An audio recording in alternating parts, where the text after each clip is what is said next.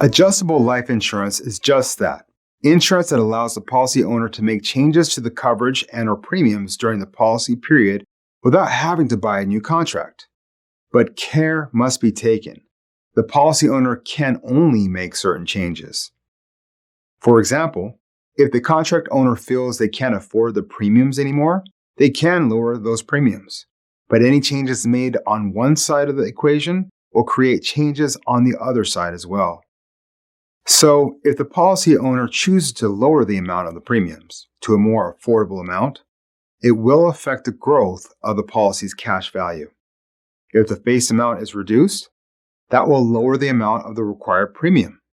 The other side of this is that while the premium is lowered due to the lower amount of coverage, the cash value's growth will again suffer.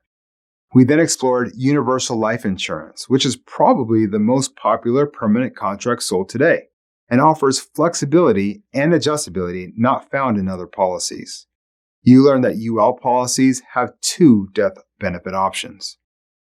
First, there's option A, which provides a level death benefit like a whole life policy. But remember that the level death benefit could change if the cash value accumulates too quickly. As the amount of cash value increases, the amount at risk in the risk corridor will decrease, just like an ordinary whole life policy. If someone owns an option A universal life policy with a face amount value of $500,000 and the cash value totals $100,000 at the time of the insured's death, the death benefit would be $500,000. And then there's option B. This option provides an increasing death benefit, which is defined as the face amount plus the amount of the cash value. So, if a UL option B were purchased with a face amount of $500,000 and there was $100,000 in cash value, the death benefit paid would be $600,000. The risk corridor or amount at risk doesn't change in an option B UL policy. So this example will always have $500,000 of term insurance coverage in the risk corridor.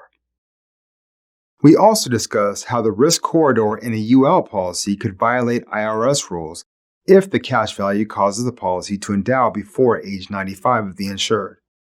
Life insurance is not intended to act as an investment and is not allowed to be sold as one by law.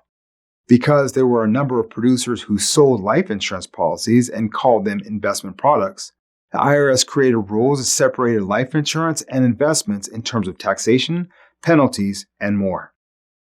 We concluded with a look at interest rates payable in a universal life policy. There are two rates payable, a guaranteed minimum and a current rate of interest. The current rate is based on the insurer profitability and could rise if the carrier does well, but could also drop if the carrier isn't doing well financially. But the rates payable can never fall below the guaranteed minimum rate. We looked at bundled versus unbundled policies and learned that whole life is a bundled contract and universal life is an unbundled contract when dealing with the loads and insurer charges. We also studied front-end loads compared to back-end loads. The next section deals with specialized life insurance policies. Specialized policies are those that have been designed for slightly different circumstances that are sometimes encountered by insurance buyers. The policies discussed so far insure one person, but there are contracts that can be issued that cover the life of more than one person with just a single policy. We finished with juvenile life insurance. The primary purpose of juvenile policies is to buy them when children are young and healthy. And the premium is much less expensive than it would be if the child waited until marriage or an older age to buy life insurance. There are two policies designed for children, and the lesson explores both of them.